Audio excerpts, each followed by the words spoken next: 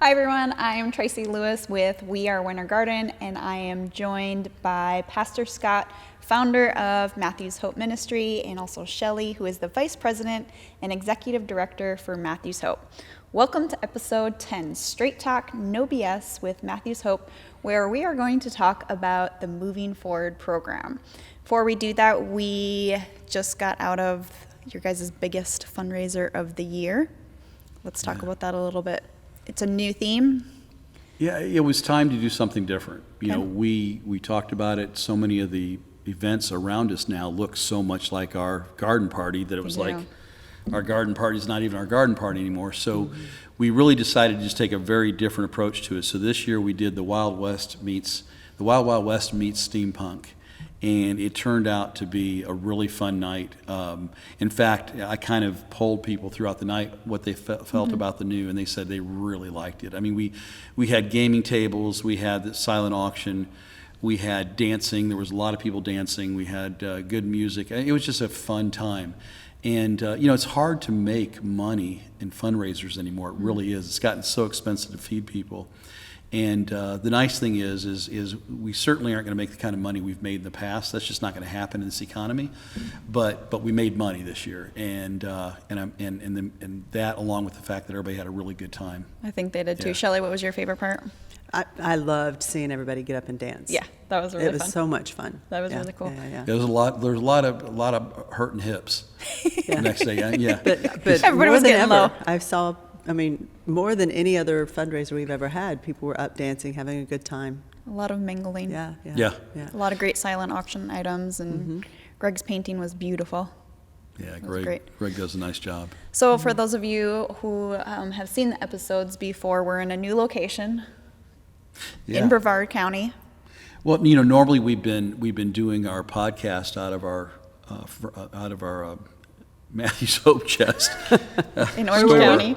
in Orange County, and we decided to just kind of change it up a little bit. We kind of want to make people aware of our facilities over here. We have a sanctuary. It seats 400 people with amazing acoustics.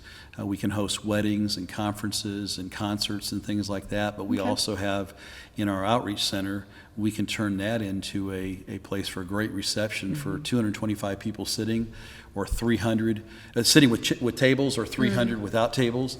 And then we even have a beautiful little chapel on the property that seats almost 100 people. So it's going to be an opportunity for us to be able to help raise some much needed funding, because it is harder to keep the doors open, especially when we're already surpassing 80 people a day when we're open here. I didn't expect that to happen in a 6-week period. Right. So pretty crazy. That is crazy. So we're going to be talking about the Moving Forward program. What is that? For somebody who is just hearing that, what is that? It was something that, when we first started Matthew's Hope, I wanted it to be different, because in my own homelessness, it bothered me what I saw. I felt like I saw a lot of things that were well-intended, but in many cases perpetuated homelessness. And I realized, especially as a child, when my mom was going through different things, nobody was really telling her, how to go about getting out of the situation we're in. And so that's really where it started. And I realized that we had homeless men and women that were coming for services that had various gifts. It started, we used to have a garden that had aquaponics and aeroponics and a chemical-free garden, and we had our car detail shop. And then that morphed into, later on, we went into building the Hope Chest shop, which now has a store and 2 locations as far as shops go. And we're using the talents, and it gives people are more dignified, feel more dignified when they're earning their way. Yes. But they also, in that time, they're being creative. Right. It's very interesting to hear the thought process they go through. When they actually talk about what it looks like to sand that gunk out of there and what have you. And for the Matthew's Hope Chest, I love that somebody, if they want something specific created, that the guys and gals at the Matthew's Hope Chest, they can do that in the workshop. Yeah, I think that's probably been one of the most fun things for them, is that we basically say, if you can dream it, we can build it. But the guys and the gals being able to be creative like that and sit down with someone and say, okay, someone will bring us a picture and they say, well, I kind of like this tabletop, but I like these legs and what have you. And for the guys to work through that and kind of come up with a design and say, okay, here's the suggested donation for something like this. It's pretty cool. That was really Pretty cool. So back to the Moving Forward program, did it start right away when Matthew's Hope Ministry was created? Did it come later? It came early. Okay. When I started Matthew's Hope, I didn't have any of this in mind. I really didn't. But I realized very quickly that I couldn't afford to hire people. I wasn't being paid. I didn't get paid for 5 years, and I was investing my own money to get the thing started. But I realized that we needed help, and so that's where the whole thing came about: is help us help them help themselves. Well, if you have the talents to do things, whether it's building furniture, whether it's planting, whatever, or you're willing to learn, then why don't we make it possible for you to be able to get the things you need to move forward in life? And then, about 9 years ago now, about 9 years ago, is we were able to start tying housing into that. Now, before that, we did some of that. We rented some places, but then we were able to purchase those houses on Morgan Street in Winter Garden, and here we are. We've had hundreds upon hundreds of people now come through over the years, and we've had everything from, I think the largest family ever had was 8. Wow. And then we have singles, so it's pretty cool. And Shelley, who's a good candidate for this program? Anybody who wants to actually pick up their lives and better it. Anybody who wants, of course, homelessness is where our ministry is, but anybody who wants to move forward. And I realize a lot of times when we use those statements, not everybody understands that, but moving forward is just something that is going to make your life better. Anybody who's willing to do that. And we probably should mention it can be different for everybody. For sure. It doesn't necessarily mean in housing. We've got some guys in Brevard right now that are focused on getting their teeth replaced. One is going to need some eye surgery. We have another one that looks like they're going to be buying a car with their points. So there's a lot of different things. The bottom line is we try to have an end game no matter what. Because to build the points up that aren't useful anywhere else but here can be a problem. And when you say points, what does that mean? Yeah, I guess it would help if I explain. We don't pay dollars, but points are backed by real dollars. Okay. But it allows us to control. And when I say control, it sounds controlling. It's not that at all. But they can't go out there and just do anything with it. It's got to be something that's going to help them move forward. We hold them accountable for that. So if a guest comes and they say they want to be a part of this Moving Forward program, what's the next steps? So the next thing that I would do is I would actually talk to them and find out, what are your goals? Where do you want to go? What do you want to be when you grow up? I've continuously asked that of myself. What do I want to be when I grow up? And then, I'll talk them through the program. What that looks like is, are you willing to work? Are you willing to better your life? Or do you want to stay where you are? And if you want to stay where you are, the conversation doesn't end, but we, take a different approach in coaching people and moving them towards that direction. And eventually I'll hand them off to an advocate, and the advocate will be the one that will hold them accountable and make sure that that they're following the program, their program. It's not a cookie cutter program. It is their program. So everybody's different, whether it be an individual, family. They all have different pathways, I guess you can put it. And what happens if they don't follow the pathway? Well, we try. Obviously, we're a ministry of grace, but there are times where we've had to tell people, this isn't working. We do what's called a correction action form. Think of it almost like going to HR, and we're saying, okay, here's some things that you're not doing that you need to correct, and if we can't get these corrected, that's going to be a problem moving forward. Each person got there differently, and each have different personalities that you got to deal with, and some of them have become very jaded. And so you got to work through that also, and you got to kind of show some patience with it, because imagine if everybody that you've talked to in the last 2 years has done nothing but talk down to you and tell you you're worthless, broken, and all of a sudden someone's saying, what do you want to be when you grow up? And they're like, I you can't know, imagine how overwhelming that is. Yeah, Right. What do you mean? What do I want to Right. be? Yeah, Like, I have right. that option? Like, Right. Some people will break out into tears just from that question because it's like such a foreign question to them. But there's other times where we've had guests where, and I'm probably the most guilty of this, maybe because I'm in a position that I can do what I want most of the time, but where I'll recognize something and I'll pull people aside and say, so what's your deal? Why are you homeless? You know, tell I want to know your story, and I'll sit down and talk with them, you know, and I go, well, this is where you want to end up. You know, I have a couple guys that I was talking to the other day, and I said, it doesn't make any sense to me that you're homeless. Help me understand this. You know, and they told me their story, what happened. I said, okay, that's unfortunate. Where are you going to go from here? And where can I go from here? I said, well, where do you want to go from here? You know, and that whole idea is kind of foreign to somebody when you sit there and go, well, what do you want? You know, I mean, you think about it, even when you go someplace for help, for food, they choose the food and give it to you. Okay? They tell you what you're going to get. They tell, you know, and we're sitting there trying to say, well, what happens if you ask people? First, you make them responsible, but you ask them, what do you want? What, you know, what is your, I'll say, what is your hope of being here? Well, I want to work. Okay, that's great. That's wonderful. But what does that mean? Why? You know, what you just working to get by, or are you working to be able to turn your life around and recapture what's left of it? wow, I love that. And I've learned a lot from you because we met shortly before we did like the Christmas stuff, and how I would get donations and just give them to all these people because, you know, they were families in need. And I love how this program is set up to help them help themselves, like you guys say. So how has it evolved from when you guys first started the program to now? Has anything changed? Has there been difficulties? We're changing constantly, and I think that one thing that makes Matthew's Hope unique, and part of it's because of the way we're funded. So we're not tied into a lot of restrictions, government restrictions and stuff like that, so we can turn on a dime. You know, I mean, when the pandemic hit, within 72 hours, we had reinvented ourselves. We had bought vans. We had done a lot of stuff that everybody else was still scratching their head saying, what are we going to do? And we did it already. We always look at the ripple effect. And as we develop the program over the years, we'll sit there and we've learned from our mistakes. We've learned where we could make things better. And and that's what we do. We change it. Right. I mean, we're constantly evolving as people. We're constantly evolving as management.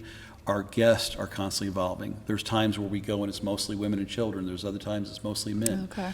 So as we evolve through that process, we're always looking at how do you take this one step better. And my feelings, and Shelley has bought into this, and that's why she's in the position she's in, is if we're not going to do it with excellence, then let's not bother doing it at all.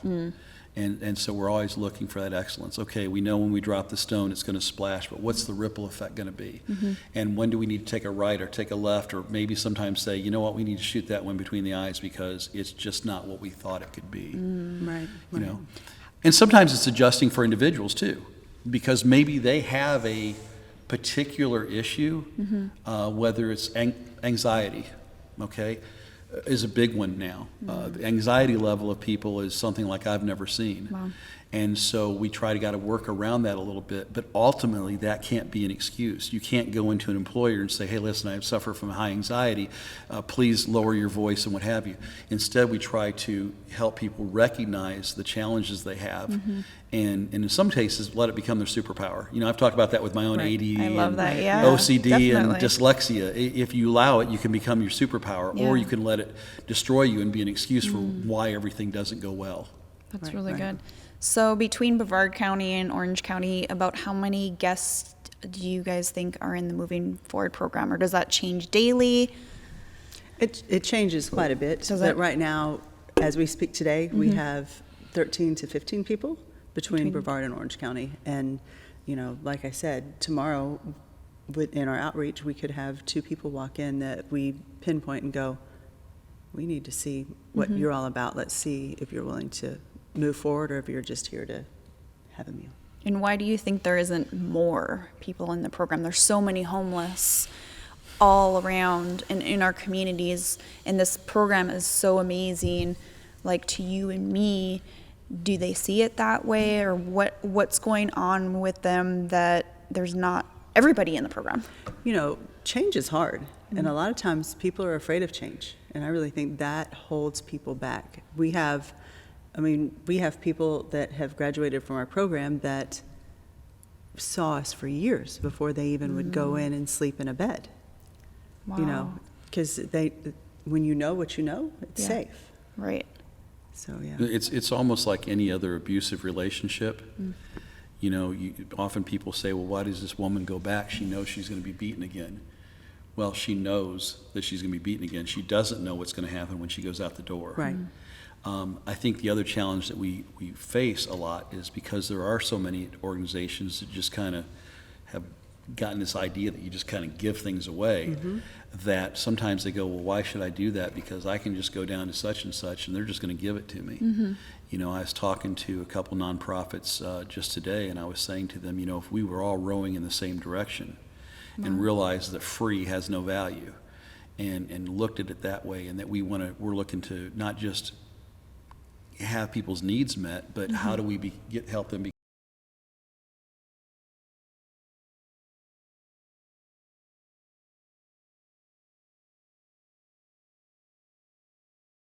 direction than everybody else is most of the time. Unfortunately, yeah. All the time. And the guests realize that too. Now the other side of it is that often we'll see, you know, our guests that you see around the property are wearing a gray Matthews Hope shirt, and people say, hey, I want one of those shirts. And we'll go, well, here's how you get that. Okay. Right, You know, right. and sometimes it may take them a while, but eventually they go, you know, and then you find what they can do, and all of a sudden they go, I love woodwork. I said, well, wait a minute, we got a shop. Right. So So, to my understanding, so it's not just for individuals, it's for families too, right, Shelley? Correct, yes. And what does that look like for families? How is it different, or is it different for a family to be in the Moving Forward program versus an individual? Well, you know, one thing that I've learned from Scott is, you know, we have had parents who've wanted their kids to not know that they're homeless. And it's really good for the whole family to be involved, so the kids know and they become aware. And Kids are so smart. they are. They're so smart. They know. Yeah. They know. And at least they know it's not right. right. Yeah. And we'll put the kids to work as well. Not like that Child labor sounded bad, laws. Yes. No, we don't do that. But we allow them to You participate. give them chores, Yeah. just like Right, any of course, right. of us. Just like I gave my kids chores. Yeah. So they have rules to follow too, and Right.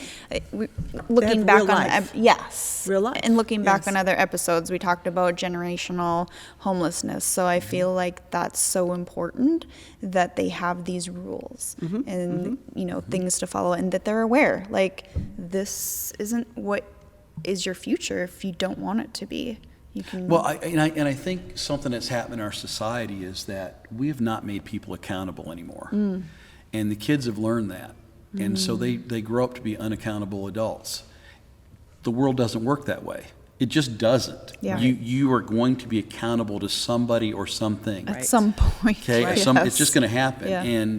Or you're and- going to struggle really hard. Yeah, or you are going to end up out there unable to work and succeed in society. You know, and success, when I say that, I'm not saying everybody needs to be driving a BMW and have a 4,000 square foot home. I'm talking about being able to live a life that honors God in some way, but also that is worth living, rather than just trying to survive day to day. And that's a lot of times we're just trying to get people out of survival mode. Right. And that's tough to break. Yeah.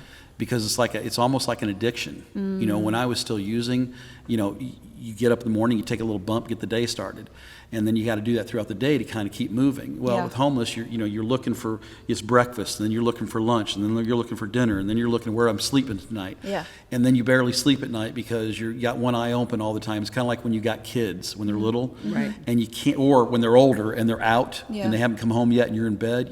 The radar's up. You're not really resting. That's what we see in the homeless sometimes. And so let's get you off that hamster wheel, slow it down just a little bit and say, okay, what do we got to do to get you off this thing? You know? So as people started the program and completely finished it, do they go in and they finish it? Have people dropped out, come back? What in the past How does Yes, how does yes, that look and like yes. for All it? of that. Yeah. And we've had people come back after a few years. Okay. We've had people come back in a few days and just beg And us why to is come that? back. You know, I think sometimes the ones that take longer to come back, sometimes it's pride. Right. I think sometimes they think they do know and they give it another shot and they come back, and often it's you know, they'll often say, I want to humble myself, which I always kind of laugh about because I don't know if you can make a choice to be humble. I think you're either humble or you're not. But the point they're trying to make is, look, I'm coming before you with who I am, and I'm asking you for another chance. And believe me, there's times in my humanness, you know, there's times I got to check my middle name because is it a 4-letter word? And then kind of I've got to set that aside and go, you know what? These are God's people. These are God's kids, and let's see what we can do. And sometimes it bites us in the butt. Sure. Yeah. Was You know? this the case with John? Did he start it and then he came back, or what was his experience like? John thought he had it figured out. You talking about John the shop, right? Yeah, John thought he had it figured out, and he went out and kind of did the same things over and again.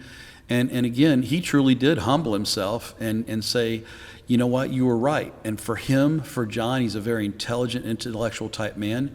That was a really tough thing for him to stand there and say, you were right, I was wrong, and I'm getting too old to keep trying to figure this out on my own.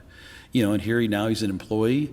He's old enough that he's actually semi-retired, which is something I'm not even going to do. Yeah. And, you know, and here he is living in Brevard now and building the shop and making the machines work, the CNC and laser machines and what have you. And it's a fun thing for me to see.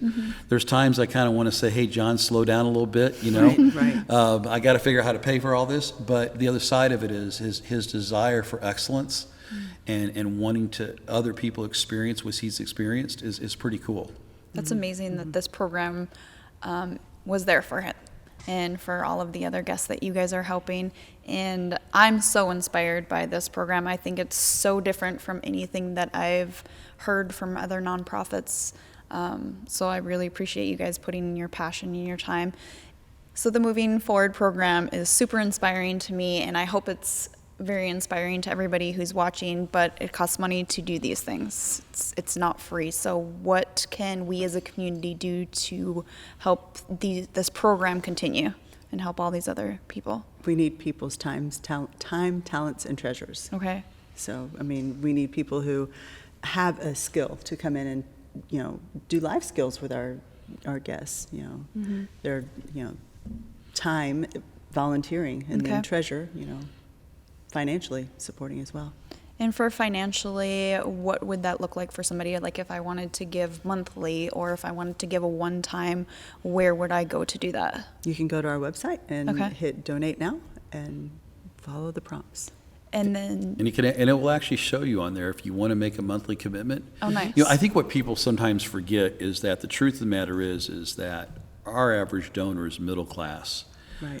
We have people that donate $5 a week. We have people that give us $100 a week. So give up a coffee a week, You know, Right. yeah. and it Right. can change lives. So that's the thing I think that we need to make sure people understand is that, yeah, I mean, the coffee is a great example. Give up one of those lattes a week. That cost and- $8 a Yeah. cup. Yeah. Mercy. Yeah, you know, Yeah. get the Keurig, whatever. Right, right. But the truth is that's how we survive. And when you put it all together, I mean, our budget's well into the millions now, and quite honestly, there's days where it's a little tough to sleep because you're like, It's oh, not stressful at all. yeah, sure. Shelley calls and says, hey, it's payroll time again. Like, woohoo, what's payroll this time? You know, And we're I going mean, to talk about that yeah. in a future episode of. So we need the folks, you know. So yeah, check us out and know that, again, as Shelley said, time, talents, and treasures, we can use all of them, and some people can bring all those to the table. Others have something specifically they can bring, and we welcome them. And there's another fundraiser coming up. We had so much fun at the last one, and there's another one coming up on October 18th. You guys want to talk a little bit about that?